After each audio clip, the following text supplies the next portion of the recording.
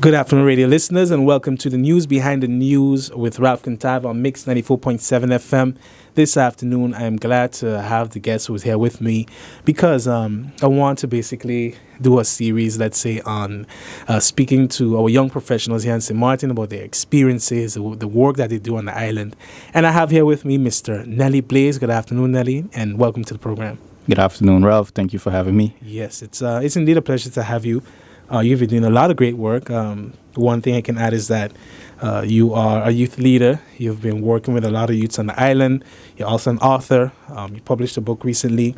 And you even went away recently to Europe. I think it was Belgium. Yes, correct. Yeah, and represented St. Martin at a forum there. So we're going to get into all of that. But before we talk, before we begin into as a highlights, I would like to just have you share a bit about your experience growing up on St. Martin. Share with us some interesting memories and moments that of growing up on the island. Yeah, thank you for having me on the show. I feel honored. So I grew up here on St. Martin. My dad comes from Haiti. My mom comes from Dominican Republic.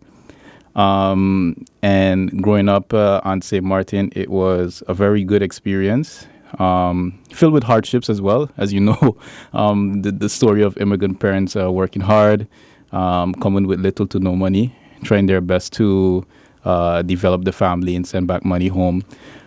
So send back money back to their home to build their family as well.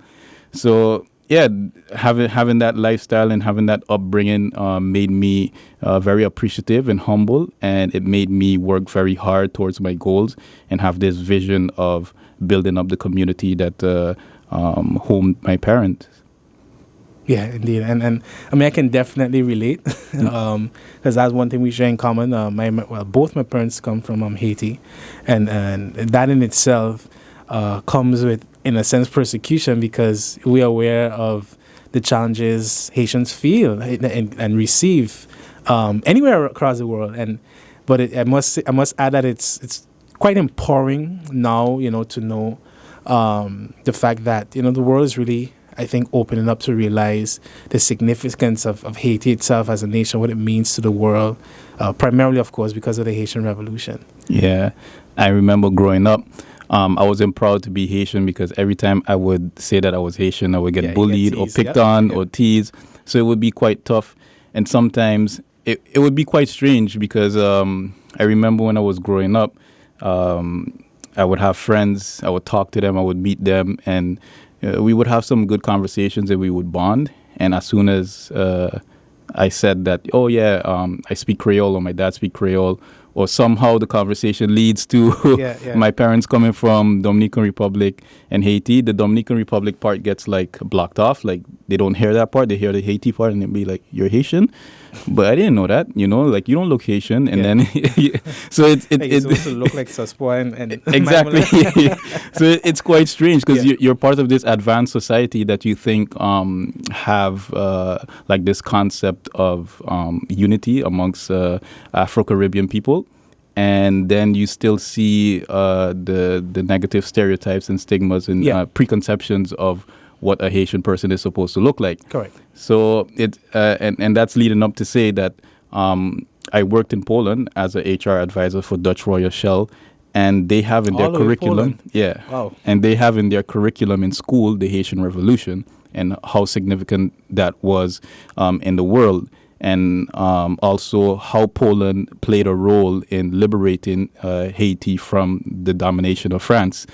And I'm thinking that to myself, in St. Martin, we don't even have that, and we're closer to Haiti than Poland is, and that's Eastern Europe. Yeah. So that's something that really shocked me when I was working in Eastern Europe. Wow. One of the things I would definitely like to get into is the fact that I know that you've traveled a lot. I mean, you have a diverse background, but still, I guess, keep it local for now. I totally get what you're saying, because I remember, for me, the moment I really felt free and embraced my identity was when I chose to study African history. When I chose to study Caribbean history and reading up, all that information, I realized, the fact that when we teach our children about our heritage, the fact that we start with slavery in itself is so wrong. Yeah. Because there's a story before slavery in itself, that is so often left out. And when we think of world history, what we always get is Christopher Columbus and the New World and the inventions of Europe and so forth. But they don't teach you that even the concept of creating a plane existed many years before in Africa. The fact that Africans actually traveled to the Caribbean way before a European knew what a shower was, you know what I'm saying? So for me, we just remember getting that sense of strength, confidence, rather, in studying the Haitian Revolution. There's a book I always encourage so many people to read, which is The Black Jacobins by C.L.R. James, which is a book about Toussaint Louverture in the Haitian Revolution. Because you see this, it's such a great narration and historical text of how a collective of people was so determined to not only gain their freedom, but to free other people as well, that they literally sacrificed their all, for others. And yeah. Yeah. It's a powerful story. It's a significant moment in history that led to the liberation of many people around the world. Yeah. It impacted so much. I remember I was watching CNN. I think I was 18 or 17, and there was this program where they talked about kingdoms within history. Mm-hmm. And I sat down and I was watching the correspondent talk about Haiti, and I was just sitting down looking at my dad like, powerful kingdoms, Haiti? This is impossible. Like, what is he going to talk about with Haiti? Like, there's just destruction, right? Yeah. And he talked about the king in Haiti at the time, after they liberated themselves, and the castle that they built, and all of the culture that was being developed at that time. And it was quite shocking to me, but at the same time, it liberated me, and that what inspired me to continue to read, because my whole life growing up in St. Martin, my dad never teach me about Haitian history and the culture and how powerful their movement was for this entire nation, for this entire world. And when I got that information from CNN, it just, a light bulb went in my head, and I said, you know what? I need to educate myself, and I need to look into this history to see what I have been missing. And after that, I've been reading upon a lot, everything, indigenous history about the ethnic groups such as the Arawaks, Caribs, Tainos, Boricuas, even the Incas. I've been learning so much, and it has led me to so much ancestral knowledge. Yeah, because and the bottom line about it is, just as we are here on air, the power of a narrative, of storytelling, and it's so that's why it's important to know your history, not just so you can be able to put on a test, this happened on such a date, but that narrative is something you carry with you. Exactly. That helps you see yourself in the past, but also and how you relate to the rest of the world. Yeah. Yeah. So basically, in addition to that, you went to the Netherlands to study. Like I mentioned, you went to a lot of different places. I didn't even know you worked in Poland. Yeah. But how was that, and what did you study and why? Okay.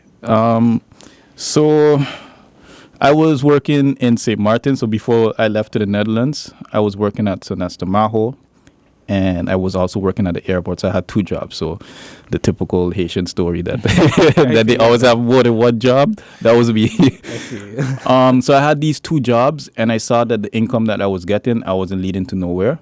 I also saw that when I approached at Sonesta Maho, when I approached my manager at the time, I told him that, I feel that I would do a good job as a supervisor, because I feel that this is my passion, and, I feel like I can grow here. I just want to know what's the pathway into getting into this supervisory role. And I did not get the opportunity to be the supervisor. Someone else got that opportunity. And when I was really analyzing the situation and processing everything, it came to me that everyone who was in these positions of power were not from St. Martin in this hotel. So it really led me to really have some kind of sense of purpose on what I want to do with my future. And I decided that education would be the most powerful tool in order for me to, plan and guide and have my own fate in my own hands and not asking someone else to be in a position of power. Mm-hmm. So that's when I left to the Netherlands to study international leisure and tourism. International what, sorry? International leisure and tourism. Okay. I majored in leisure. Mm-hmm. However, I did study tourism and leisure in my first year. And I have a bachelor degree in international leisure management and a master's in entrepreneurship factories. Nice. And how was your experience as well, moving from here to the Netherlands? How was the culture shock for you? And how did you network with other people and, just share your culture, your being as well? Yeah. So when I arrived in the Netherlands, definitely a culture shock because of the weather. I just came in right before winter came in. So it wasn't that cold. I could still wear a long sleeve and, I wouldn't feel that cold. All right, yeah. So all of that was good. But something that really impacted me when I arrived in the Netherlands was the amount of bikes that I saw. Growing up in St. Martin, you would think that if you're an adult and you're riding on your bicycle to work, or if you're riding on your bicycle to go to the club, or if you're riding your bike to go anywhere, that you are not affluent or successful. Yeah. But in the Netherlands, everyone rides a bike. Like every single person, the professor rides a bike, down to the prime minister rides a bike. And it's a huge country in comparison to St. Martin. It's a small country in comparison to other European countries, but in comparison to St. Martin, it is huge. And they have bike lanes. They have so much accessibility with transport. A lot of people are walking. So that's the first thing that struck me. It struck me because I really want to live in harmony with the environment. And I think it's important for us to respect the environment. That leads back to ancestral knowledge as well. And they have a great way of making green spaces and making transport accessible by bike for everyone and making walking really a nice thing, And that's also what really struck me. The health of the exactly. nation. Yeah. Exactly. So that really struck me at first. And moving on to that, the different cultures that I met, how open they were. I felt so free when I went to the Netherlands because there were so much different opinions, so much different lifestyle, so much different avenues to think about different topics. And I remember coming from, you could say St. Martin is relatively conservative with their views and how they see society and how they see how we should develop as a nation. Yeah. And the Netherlands, maybe you might think, okay, based on how their treatment towards the Caribbean and their history, that it's quite conservative as well. But growing up in the Netherlands with all that different cultures and speaking with Dutch people, the younger generation of Dutch people, Eastern European people, we really had some open discussions and meaningful discussions and talked about everything. And I really liked how metropolitan it was. It was liberating for me. I really love my life in the Netherlands. Okay. I'd like to dwell on that a bit because the first thing you said was you felt so free. Yes. Then you just ended on it was very liberating. Yeah. So do you felt like here on the island you were placed in a not just you, okay, so you were placed in a box, but also do you think overall as a nation that we limit ourselves, that we just put a cap on, on ourselves, like you can go only so far? Yeah. I think in our nation, the way because we're a developing nation, and I think that we want to catch up to Western societies like America, the Netherlands, and we want to make sure that, we have the status symbols such as cars, big houses, and I feel that we're losing what is really meaningful to societies, which is community, family, love, friendship. And in the Netherlands, I believe they have surpassed, the status symbol of the big car, the big house, the nice clothes and the fancy job. And these are the things that made them feel valuable to society. But now what makes them feel valuable to society is actually having time to spend with their family, having time to go on vacations or being adventurous in their own nations, standing for something good. Quality living. High standard of quality is very high in the Netherlands. And they have achieved having that material success, and now they want that quality success. And that's what I felt in the Netherlands. And in St. Martin, I feel that we will reach there. However, we need to get over wanting material goods. But it's like we were there. Yeah. And that's why I always emphasize knowing our St. Martin history. We were there. When I talk to so many elders on this island, that is one of the things, it's like when I talk to them, you see in this eye a sense of maybe like depression or dissatisfaction, because it's like, wow, you hear all these great stories about how St. Martin was such a pristine land, and we weren't overdeveloped. And even just looking at some of the old pictures of St. Martin, you see where it was really sustainable. Yeah. We talk about these sustainable development goals and so forth. The way in which, and I get that, okay, even though let's say the economic standing at that time wasn't so great, but when you hear about how people raise their own food, their own animals, stories about jollification, the way in which we really had such a strong communal way of life that, even institutions felt like an extension of the family. You look at it now and it's like, yeah, we've really adopted. It's like, so we've thrown away that which we knew for let's say the so-called glory, the almighty dollar, in some view, and realize that our moral standing, our values have simply decayed. So it's like, you know what? Forget about the Marby, let's go after the Coca-Cola. It's yeah. I really love what you said, man. It's well said. It's change is inevitable. Yeah. But it's the direction of change that you want to go in. Yes. That's what is really imperative. Right now, what I'm doing, everything that you're talking about, I was reading in books because I'm doing a lot of self-education with St. Martin. Every day I try my best to go back in the past and see how we used to live in St. Martin. And it was beautiful. It was extremely beautiful. And I saw the development and how it went from being this tropical paradise to being developed piece by piece into what it is right now. Exactly. Yeah. I saw all of it, all of the progression, and I'm reading it, and I feel sometimes feeling of sadness to see that beauty turn into tall buildings and capitalistic mindset. Yeah. It's I really want us to take it back to the root. I mean, we can't take down all the buildings and but I just feel like we need to slow down and really evaluate who we are as a people and embrace being an island and embrace being an island, embrace being island people, embrace being having origins in Africa, having origins in Latin America, and having origins with indigenous people. And I think that will bring us closer together. As much as you think that it might not bring us closer together, but that's our roots. You need to know who you are in order for you know to where you're going to be. Yeah, because you see, and that's why sometimes it feels like, well, what is the cause? Is it really the fact that we have varying cultures? But you've been across the world, and you've been in places besides the Netherlands that have such great diversity as we do here. Because what's unique about St. Martin truly is you'll rarely find other Caribbean islands, even some larger countries, that is as diverse as we are.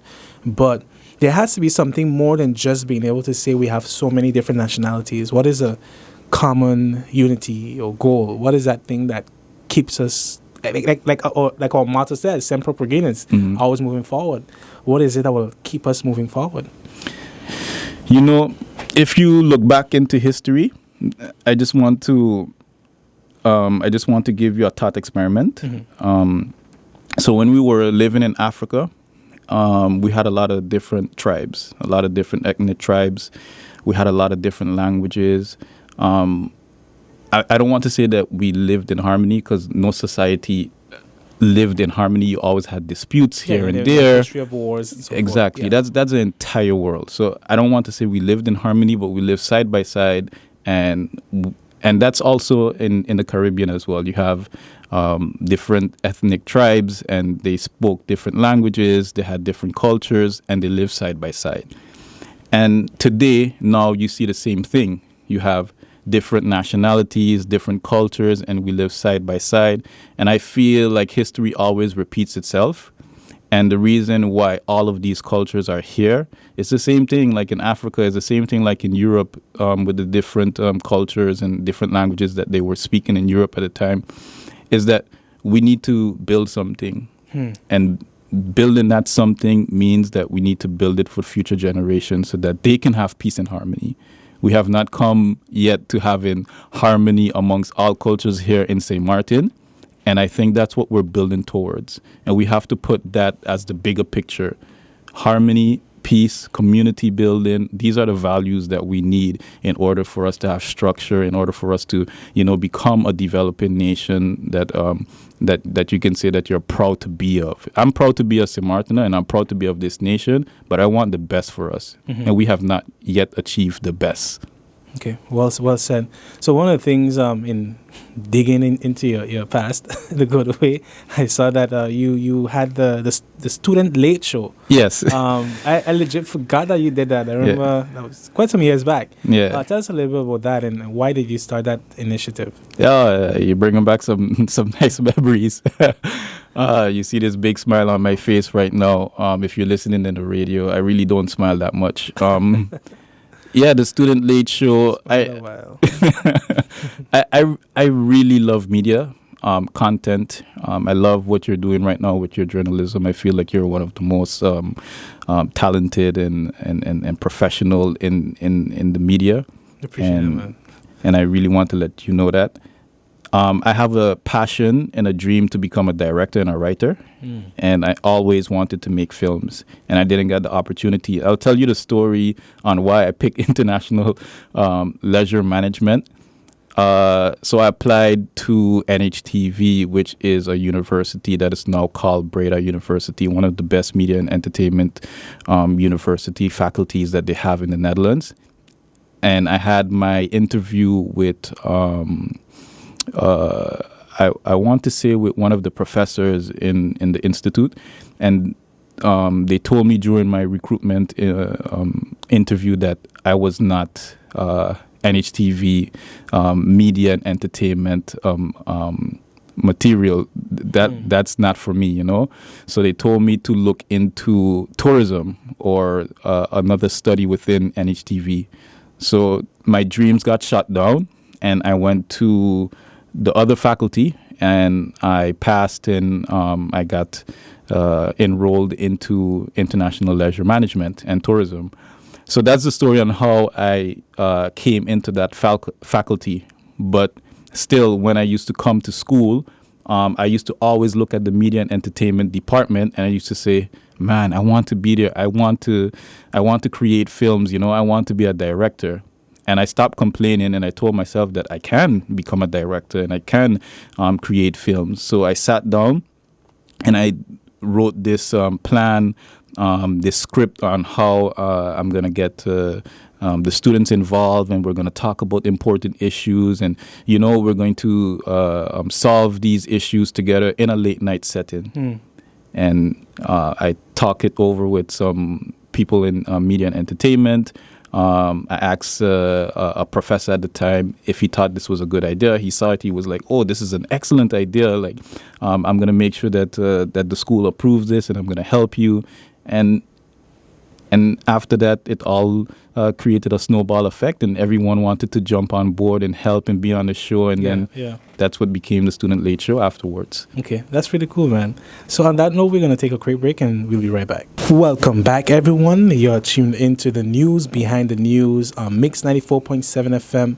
And today I am speaking with Mr. Nelly Blaise, author here locally, also one who is working with the Youth Brigade. So you're a youth leader Belgium, empowering and working with our youths. And I would kind of basically like to get right into that. Recently as well, you been to Belgium where you represented St. Martin in the overseas territory, countries and territories. Yes, overseas country and territories, like a forum basically. Yeah. Okay, give us a little info on that and how was that? Yeah. So I represented St. Martin in the overseas countries and territories recently in Brussels.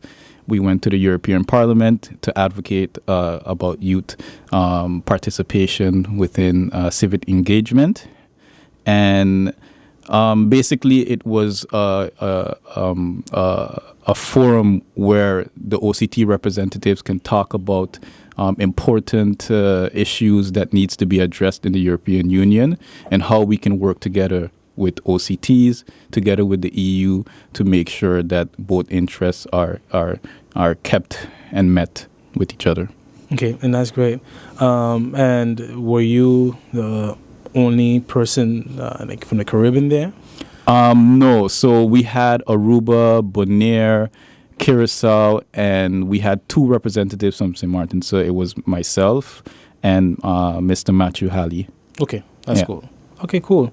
So in addition to that, as you mentioned, youth, I know that you work as a project manager, yes, project leader with the Youth Brigade.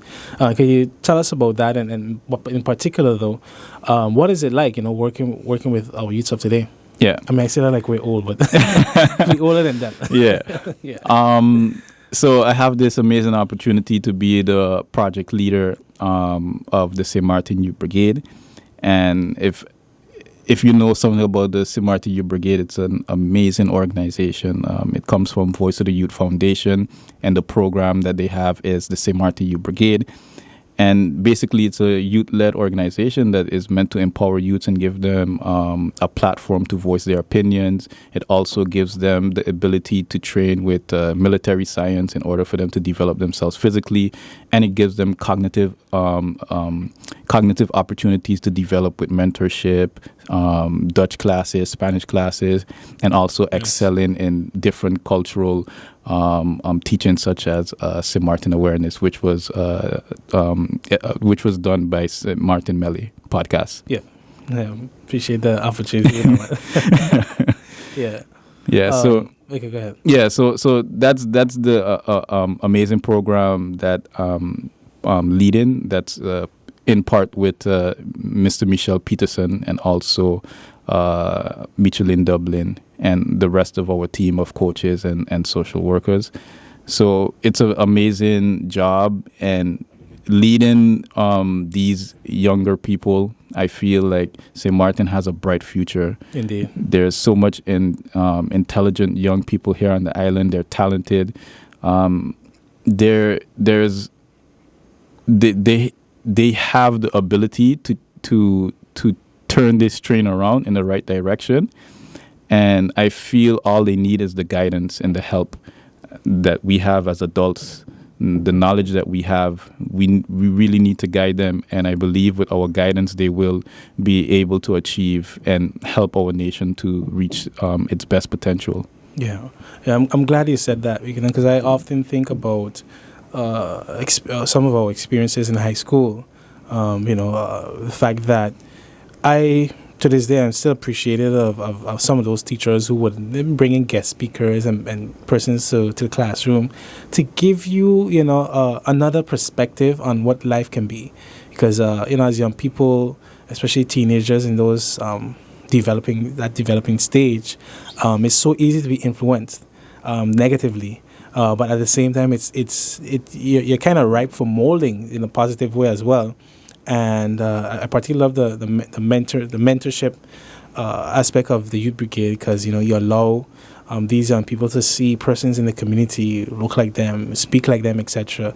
That you have that ability to excel and succeed with whatever it is you put your heart to. Yeah, the thing about young people here on St. Martin, they see St. Martin and they don't see past St. Martin. And if they see past St. Martin, they see America, or maybe the Netherlands.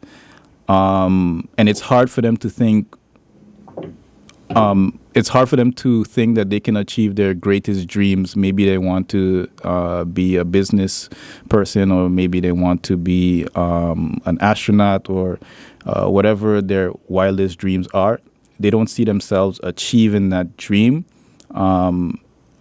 And what I want to do and what I want to show these younger people is that if I can travel the world and go to the Netherlands, go to Germany, work in Poland, live off of the coast of Africa in the Canary Islands, and go to Dubai and represent the Netherlands for the hackathon, they're more than capable of achieving way more than me.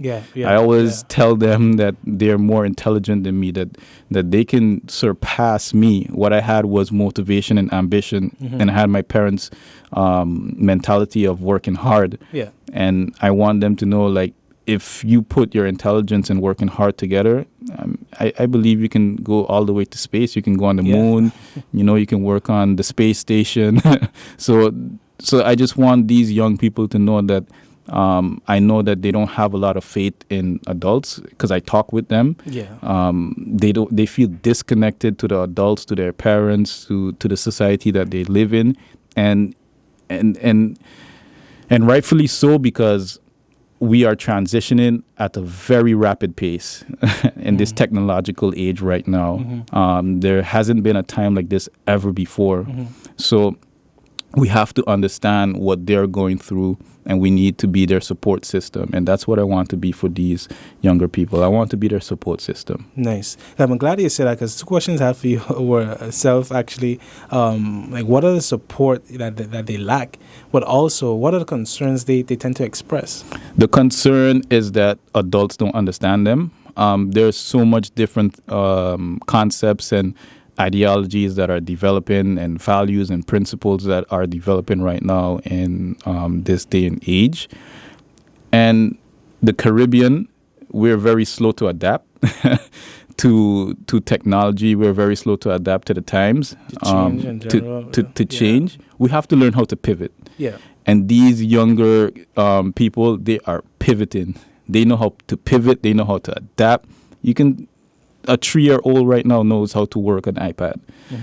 So we have to really get connected into all these different ideologies that are developing. We need to educate ourselves about it, and we need to know how best we can advise and support our younger generation here on this island, so that they can flourish within this society, so that they can flourish internationally as well, and come back with that knowledge to help us pivot and advance. And I'm glad you mentioned international as well, because I do understand that, while, we have our brain dream challenges, and I think sometimes that simply exists not because persons don't want to come back home, but they're just not given opportunity. It's also true that, you can do great for your nation, for your home, from abroad as well. Yes. Because just simply with the connections you make, the network that you have, the resources that you're able to tap into that are not available here, by being abroad, in a sense, we have our ambassadors, really. Yes. But it's to liaison with them and see how they can help us pivot, as you put it. Yeah, that's why I think the OCTA is very important, because it forges alliances between islands all over the world. And not just islands all over the world, but the way how we're linked to our member states in the European Union. And we should forge alliances together with these remote areas, because we have certain things in common. Our colonial past, our challenges in remote areas, being sustainable, being resourceful, being resilient. So I think we need to develop that connection with other young professionals that are in the Netherlands, that are in America, in other parts of Europe, so that we can start to build our nation. So I think it's very important that we use technology to our advantage. Now is the time for us to actually build a network of young professionals to see what is the path and what is the way on how we can use our intelligence, our knowledge to build this nation. I think that's a pathway. Yeah, nice. And were you yourself always motivated to come back? And how? And I know earlier we talked about the freedom thing. Yes. So how has it been? Now that you're back home. Yeah, I haven't been motivated to come back all the time. I mean, when I went and lived in the Netherlands, and I experienced all the traveling that I had never experienced. Too, yeah. So it was so cheap. I could go to Germany, I could go to France, I could go to Spain, and I wouldn't spend 200 euros or so, or 300 euros. It would be really cheap. And I would enjoy that because I love traveling. I love seeing new cultures, and I love speaking new languages. And I didn't want to go back to St. Martin, where I had to pay $1,000 or 3,000 guilders to go to the Netherlands or to go to Spain. So I wasn't motivated. Even just to go to other Caribbean islands. Yeah, exactly. It's costly. So I really was not interested in coming back to those hardships, and it was very easy. I could go on my bike to the club. I didn't have to worry about, people thinking that I was poor or if I was rich or if I came from a successful family or not, because no one really bothered or cared about that. What they bothered was about your principles, your values, and your morals.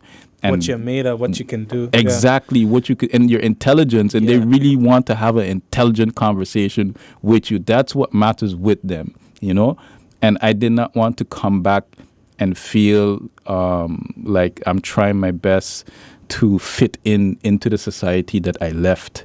And what kind of society would I come back to? With all of my developments, what would I see when I come back? Who will I be talking with? And what kind of mentality will they have? So that perspective changed, and I told myself, whatever state that I left St. Martin in, it's my duty to make sure that I put it in a better state.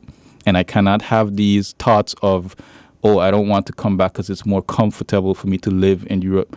They develop Europe. The Europeans, they develop Europe. Whether they did it, however they did it, it's in the past. And right now, we're in the present, and we're looking towards the future.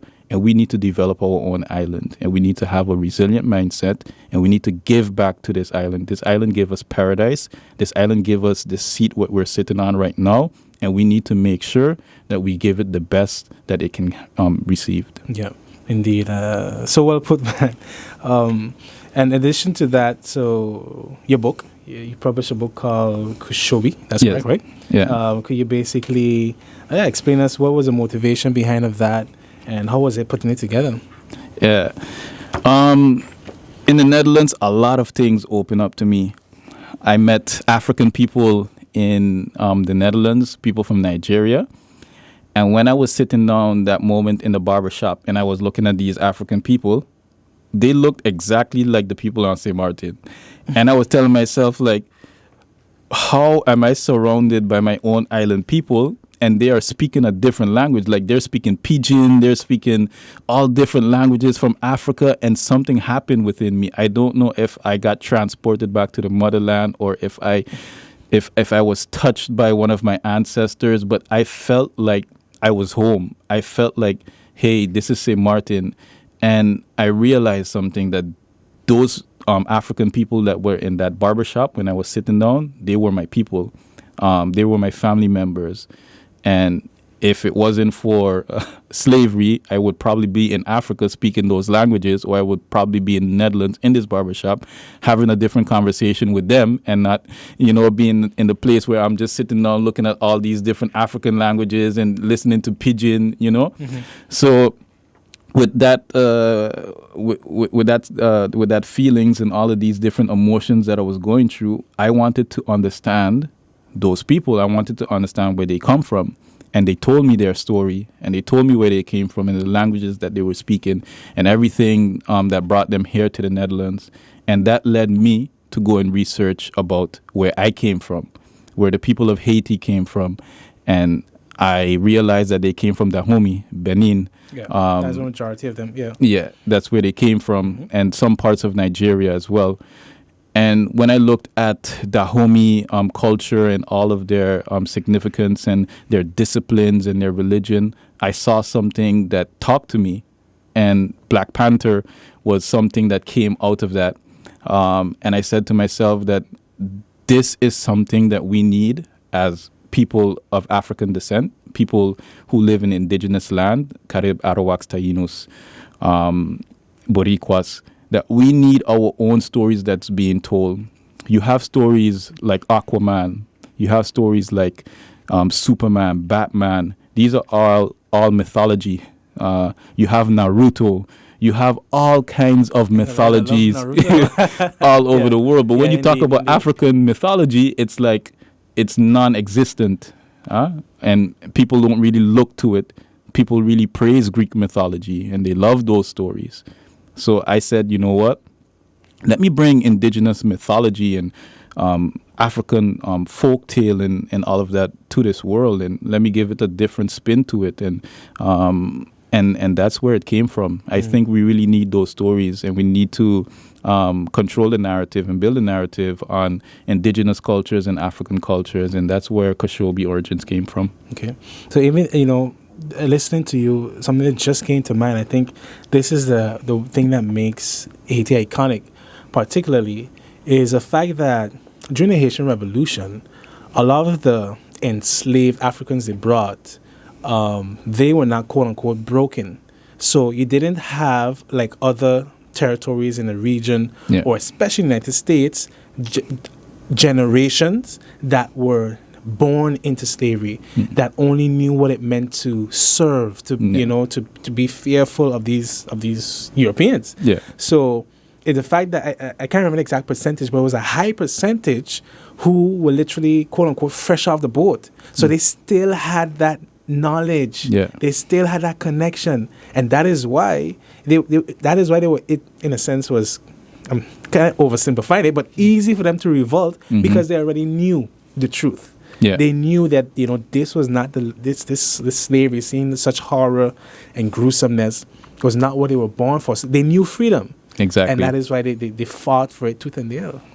That's why I think it's very important for us to have stories like this. Because if you put it in a scientific article and you put it in a journal and you want people to understand the story of Africa, the story of indigenous people here in the Caribbean, not most of our people are going to take the time to go on Google Scholar and search for that. But if you put it in the form of a cartoon, anime, or mythology, or folklore, or even music, they are going to be more in tune to listen, more in tune to watch. And if you put pictures, people learn in different ways. Exactly. Yeah, that is true. And we're moving towards that. And anyway, we're moving towards content. We're moving towards learning on YouTube, TikTok. So you just have to follow the trend and pivot and make sure that you're not left behind. Yeah, because it's interesting. Because just yesterday I was reading an article about Facebook and their saga, where, for example, they hid some information relating to the fact that they have seen an increased decline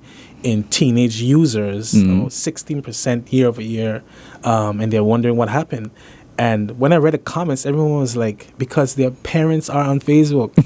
You don't want to think about it when you go to, when your parents take you to a family party. What you don't know, the first thing you link with all your cousins and anybody your age, you just go outside, right? You leave the adults inside. Exactly. So, and we are learning different ways, and it is kind of challenging. It does, in a sense, pose some dangers, I must still admit, because I think it's still important for young people to read, to write, but still, communication still changes. Even though we're on radio right now, we're also recording for video. Because back in the day would probably be the only way we could have talked was literally with each other and the audience who was immediately before you. But now the message is able to reach across the world, literally. Exactly. Yeah, it's quite interesting. I really love this this age of technology that we're living in, and I feel that St. Martin really needs to use technology, especially in school. I like the fact that that we're virtual right now, classes that are virtual. Of course, I don't like the effects of COVID-19. However, it pushed us into moving into a more technological age and using technology to our advantage. So I hope we continue to use technology because this is the future. But my only bit to add really is just keeping that just keeping your values, Yeah. as you progress, because it's easy to lose it. And we've witnessed that happen, especially the need for humans to socialize, interact. I remember watching a video, ironically on TikTok, of, I forget that city in Australia, Melbourne? Melbourne? Yes.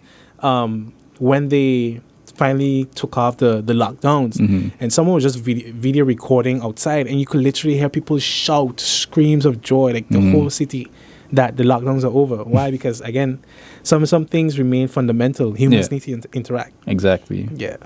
So on that note, Nelly, I would like to thank you so much, man, for coming on the show. Is there anything else you would like to add? Yeah, I would like to add just two things. I would like to. Oh yeah, where's the book available? Oh yeah. The book is available on Amazon, and also in Van Dorp right now, where we're sitting above Van Dorp right now. So that's in Madam Estate. Before we end, I just want to thank the ACTA Association for organizing this youth forum, so for us to participate in the European Parliament and also in the plenary. Sorry for my mispronunciation.